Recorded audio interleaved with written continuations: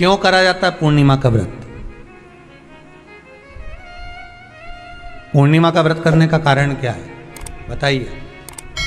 आप इतने सालों से कर रही हो, कई माताएं कर रही होंगी पूर्णिमा का व्रत। एक समय फलाहार करती हैं, एक समय भोजन करती हैं। भोजन में खीर का होना जरूरी होता है पूर्णिमा के व्रत में, दूध की सामग्री होना जरूरी होती है पूर्णिमा के व्रत में। 12 महीने की पूर्णिमा करो मना नहीं है। और पूर्णिमा उठाने का भी समय होता है चैत्री। चैत्र के महीने की जो पूर्णिमा होती है, चैत्री पूर्णिमा पहली पूर्णिमा मानी जाती है, इसलिए चैत्री पूर्णिमा को सिद्ध पूर्णिमा कहते हैं, कार्य सिद्धात्री पूर्णिमा कहते हैं, सिद्ध करने वाले। मनोरथी पूर्णिमा कहते हैं, मनोरथी पूर्णिमा। इसलिए पूर्णिमा का व्रत कहां से उठाया जाता है? चैत्र के महीने की पूर्णिमा से पूर्णिमा का व्रत उठाया जाता है कि मैं महीने की पूर्णिमा करूंगी तो वो चैत्र पूर्णिमा से उसको उठा लिया जाता है। पर उसका एक नियम रहता है, आप फलाहार करें अपनी जगह पर है, पर एक समय भोजन कर रहे हैं वो अपनी जगह पर, भोजन के साथ में मीठे के साथ थोड़ा दूध की सामग्री होना जरूरी होती है। और क्यों करते हैं पूर्णिमा का व्रत, किस लिए किया जाता है, क्यों करा जाता है, उसका व्याख्यान वर्णन शिव महापुराण के अंतर्गत स्कंद पुराण में लिखा गया।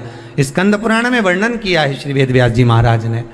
कहा ये पूर्णिमा का व्रत इसलिए किया जाता है कि व्यक्ति का जब मन गलत भ्रम में जाने लगता है, मन जब गलत जगह पर जाने लगता है, तो ये मन को गलत जगह पर ले जाने वाला कौन होता है? तो कहा ये चंद्र होता है। व्यक्ति की राशि के अंतर्गत, व्यक्ति की पत्रिका के अंतर्गत, व्यक्ति की ग्रह दशा के अंतर्गत जब चंद्र बेकार चलता है तो व्यक्ति अच्छा करते करते भी बेकार करने लग जाता है। चंद्र डोल रहा है। कई माताएं कहती हैं गुरुजी हमारे बेटे को आशीर्वाद दीजिए, बहुत गलत संगत में जा रहा है, मतलब समझ जाना कि चंद्र गड़बड़ जा रहा है। बेटी अगर गलत मार्ग पर जा रही है, बेटी अगर गलत संगत में जा रही है, किसी अन्य व्यक्ति की ओर आकर्षित हो, चंद्र गड़बड़ हो रहा है, उसका चंद्र कहीं जा रहा है। कोई पुरुष, कोई लड़का, कोई गलत मार्ग पर जा रहा है, चंद्र गड़बड़ हो रहा है।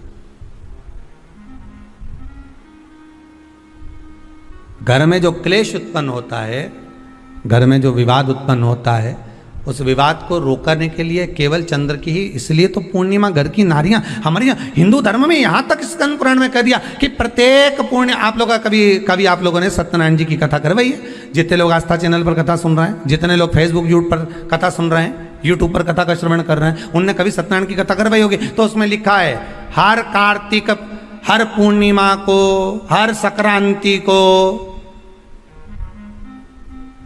ब्राह्मण सत्यनारायण भगवान की कथा या राजा या वैश्य कथा को कराता था या बढ़िया कथा कराता। सुनी कि नहीं सुनी ये बात? सत्यनारायण भगवान की कथा में लिखा है, स्कंद पुराण के अंतर्गत जो सत्यनारायण भगवान की कथा का स्मरण किया उसमें लिखा है प्रत्येक संक्रांति पूर्णिमा को सत्यनारायण की कथा करवाने लगा और ये योनि को प्राप्त हुआ, इस योनि से छूटा, इस योनि में गया। लिखा है, सब कुछ लिखा है।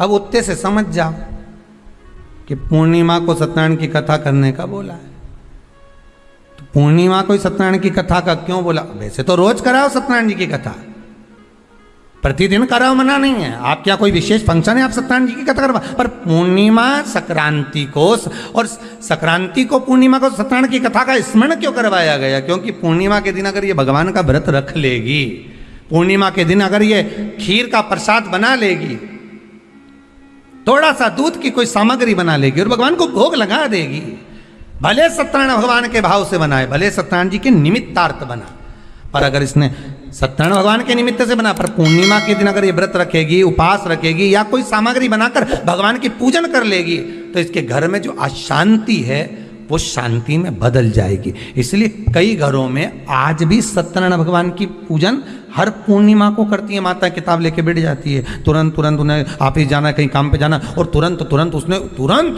जल्दी जल्दी कलश रखा, कलश नहीं भी रखे तो भगवान की पूजन कर को रखे ब्राह्मण देवता को बुला लेगी, ब्राह्मण नहीं आएंगे तो खुद कर लेगी, पर करती जरूर है। इतना सा आटा सेक लेगी, पंजेरी बनाई, सीरा बनाई, मिठाई रख दो, कुछ भी करेगी पर सत्यनारायण की कथा कर ले। उसका मन लग गया उसमें, मतलब पूर्णिमा को करना है। उसको करने से क्या होता है? शांति रहती है। महापुराण की कथा कहती है, महाराज पूर्णिमा का जो चंद्र है वो विशाल काय है, और उस चंद्र की पूर्णता में हमारी अभिलाषाएं भी पूर्ण हो। आप आस्था चैनल के माध्यम से जितने लोग कथा सुन रहे हैं, फेसबुक यूट्यूब पर जितने कथा सुन रहे हैं, और कुबेरेश्वर धाम में जितने कथा सुन रहे हैं, आप में से कितने लोग हैं जो पूर्णिमा का व्रत करते हैं? जो माताएं करती हो जरा हाथ उठाइए। पूर्णिमा का व्रत जो करते हो ना आप लोग, रखिए हाथ। अब पूर्णिमा के व्रत में आपने कई बार किताब पढ़ी होगी पूर्णिमा की, या आपने व्रत किया होगा, या पूर्णिमा का व्रत आप धारण करे होगे, तो उसमें पूजन कौन से भगवान की होती है? पूर्णिमा के व्रत में किस भगवान की पूजन होती है? तो कहा पूर्णिमा के व्रत में केले के खंभ लगाकर पूर्णिमा का जो अध्यापन होता है, पूर्णिमा की जो पूजन होती है, उस पूजन में शंकर और पार्वती की पूजन की जाती है, शिव और नारायण की पूजन करी जाती है, शंकर और पार्वती का स्मरण किया जाता है। किसकी पूजन होती है? शिव पार्वती।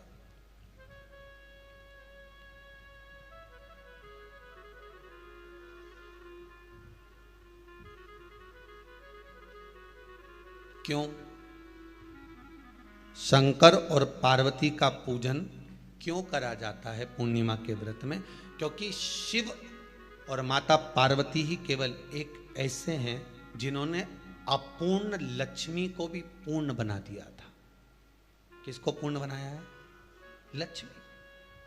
शरद पूर्णिमा के दिन अगर आप शंकर भगवान को एक लोटा पानी अगर शिव को समर्पित कर रहे हो, श्वेत पुष्प को रख कर शंकर जी के ऊपर सफेद फूल को चढ़ाकर अगर एक लोटा जल भी, एक पात्र जल भी शंकर को समर्पित कर रहे हो, तो ये लक्ष्मी के लिए ही तो कर रहे हो। और कौन सी लक्ष्मी? पूर्ण लक्ष्मी। पूर्ण लक्ष्मी। आपको पहले भी कथा में कहा, एक बार भगवान विष्णु के सामने लक्ष्मी मैया ने बहुत तेज में कह दिया था, नारायण, दुनिया के लोग आपका नाम जपते हैं, दुनिया के लोग नारायण नारायण कहते हैं, दुनिया के लोग आपका भजन करते हैं, पर सत्य मायने में कहूं ना तो मेरे बिना दुनिया के लोगों की नहीं चल सकती, मेरे बिना दुनिया नहीं चल सकती, संसार मेरे बिना नहीं चल सकता। भगवान विष्णु ने कहा ये तो गलत है लक्ष्मी आपका कहना। एक दिन लक्ष्मी को अहंकार आ गया, अहंकार के संबोधन जब माता लक्ष्मी करने लगी तो भगवान उसी समय पर भगवान विष्णु को क्रोध आ गया, और भगवान विष्णु ने कह दिया, लक्ष्मी तू इतनी बड़ी बड़ी बात कहती है कि तेरे बिना नहीं रह सकती संसार। मैं तुझे कहता हूं लक्ष्मी, तू अपूर्ण है, तू अपूर्ण है, तू पूर्ण कब हो गई?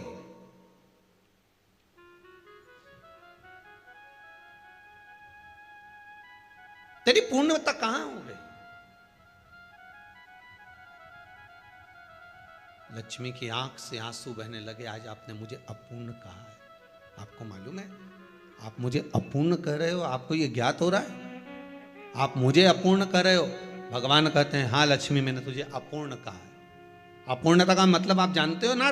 भगवान कहते हैं लक्ष्मी मैं सब जानता हूं। लक्ष्मी रोती हुई माता सरस्वती के पास पहुंच गई। सरस्वती ने पूछा क्या बात है लक्ष्मी, क्यों रो रही हो? लक्ष्मी जी ने कहा क्या बताऊं सखी, मेरे पति ने आज मुझे अपूर्ण कह दिया है। तो क्यों रो रही है तू? अपूर्ण अगर कह दिया, पति ने ही तो कहा है ना, तो क्यों रोना? चल मेरे साथ में। और सरस्वती मैया माता लक्ष्मी को लेकर सीधे पहुंच गई माता पार्वती के यहाँ। माता पार्वती के यहाँ जब पहुंची है, माता पार्वती ने लक्ष्मी जी को देखा और सरस्वती को देखा तो पूछा कि बात क्या है, क्या हो गया ऐसा, क्या हुआ, क्या है ऐसा जो तुम दोनों आज मेरे पास में आई? क्या हुआ? पार्वती जी कुछ बोलती, शिव जी का ध्यान माता सरस्वती की ओर और लक्ष्मी की ओर गया, और भगवान शंकर जान गए कि आज भगवान नारायण ने लक्ष्मी जी को अपूर्ण कहा है। अब देखें माता पार्वती क्या कर सकती है, इसको पूर्ण बनाने के लिए करेगी क्या? क्या हुआ? माता सरस्वती जी बोली लक्ष्मी को अपूर्ण कर दिया। अपूर्ण कर दिया? हाँ, तो क्या सोचना उसके लिए, इसको मैं अभी पूर्ण बना देती हूं। माता जगत जननी पार्वती ने गोदी में विराजमान गणेश जी को उठाया और उठाकर लक्ष्मी जी की गोद में दे दिया। ले लक्ष्मी, आज से तू पूर्ण हो गई। लक्ष्मी, आज से तू पूर्ण है। गोदी में जब तक संतान नहीं है तो नारी को लोग अपूर्ण समझते हैं, पर माता पार्वती जी ने संपूर्ण ब्रह्मांड में एक सिद्धता प्रदान कर दी कि अपने गोदी के लाल को, अपने गोदी के पुत्र को माता ने लक्ष्मी की गोद में देकर लक्ष्मी को पूर्ण बना दिया। वो दिन कौन सा था? यही शरद पूर्णिमा का दिन था। कौन सा दिन? आवाज पकड़ लो। यही शरद पूर्णिमा का दिन था। शरद पूर्णिमा का दिन लक्ष्मी को पूर्ण करने का दिन, पूर्ण करने का। केवल अमृत ही नहीं बरसता, शरद पूर्णिमा के दिन लक्ष्मी भी बरसती है। लक्ष्मी, पूर्णिमा के कितने व्रत होते हैं? बोलते जाओ, जरा जल्दी जल्दी बोलो। पूर्णिमा के नारियों को, स्त्रियों को अखंड सौभाग्य के लिए, जो नारी वैधव्य नहीं होना चाहती है उस नारी को पूर्णिमा के कितने व्रत करना चाहिए? जिस नारी के यहाँ संतान नहीं हो, शंकर जी के मंदिर में कौन कौन गया दर्शन करने के लिए? कभी तो गए होगे, एक लोटा जल चढ़ाने के लिए जाते हो। रखो, हो सकता है आपके शंकर जी के मंदिर में नंदी है, शिव जी हैं, पार्वती जी है, गणेश जी हैं, कार्तिकेय जी हैं, सब कुछ है। हो सकता है आपके शंकर जी के मंदिर में कछुआ नहीं हो, पर आप लोगों ने कहीं कहीं पुराने पुराने मंदिर अगर गए हो, जैसे त्र्यंबकेश्वर गए हो महाराज जी, त्र्यंबकेश्वर, घृष्णेश्वर, भीमा शंकर, आदि जितने भी शंकर के विशाल पुराने शिवालय हैं, आप वहां जाकर दर्शन करेंगे तो नंदी और नंदी के सम्मुख में कछुआ भगवान की ओर मुंह कर कर बैठा। कौन कौन ने दर्शन किया? हाथ उठाओ जरा। किए आप लोगों ने? शंकर जी की रिश्तेदारी तो नंदी से, फिर ये कछुआ यहां क्या कर रहा है?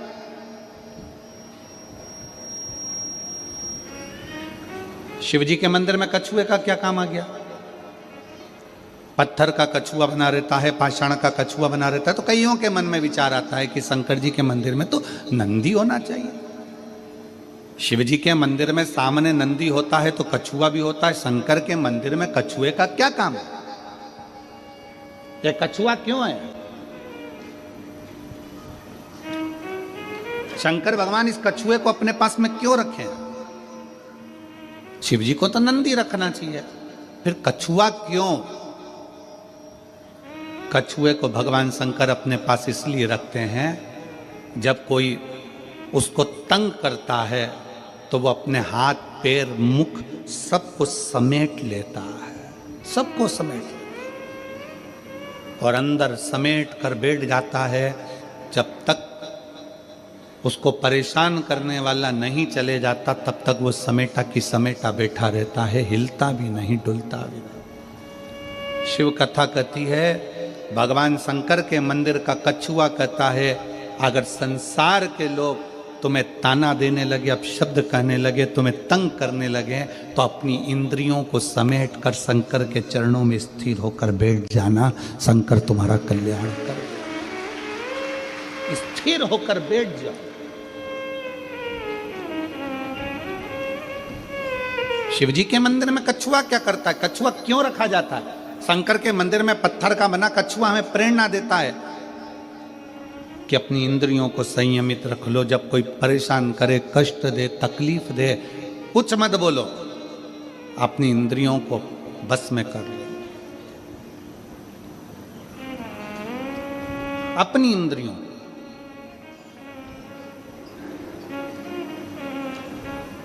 और जब वो इंद्रियां आपके बस में हो जाएगी तो फिर आप धीरे से चलना प्रारंभ करना, जैसे कछुआ चलना प्रारंभ करता है और अपने मंजिल तक पहुंच जाता है।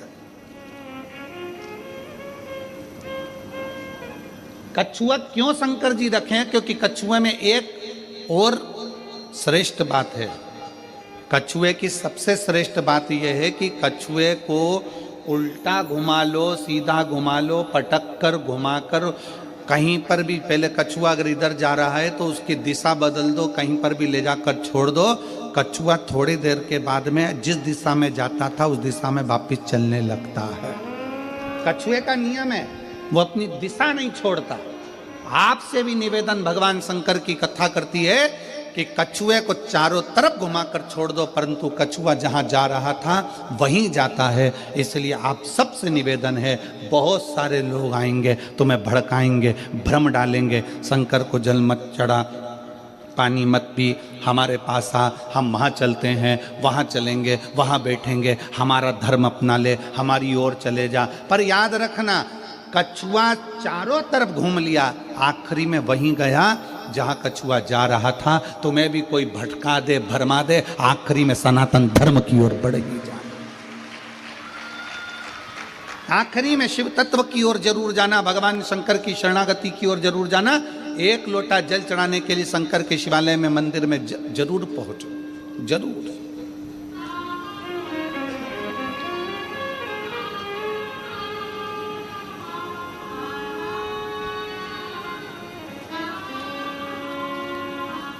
क्या दे सकता है, क्या प्रदान कर सकता है? शिव कहते हैं कि मुझे तुम्हारा अपना दो, अपना, तुम्हारा खुद का क्या है तुम्हारे पास? शरीर तो तुम्हारे माँ बाप का दिया हुआ, जमीन जायदाद, घर, गाड़ी, बंगला, पानी, सब कुछ मेरा दिया हुआ है, दूसरे का दिया हुआ है। तुम्हारा खुद का, तुम्हारे भीतर का अहंकार।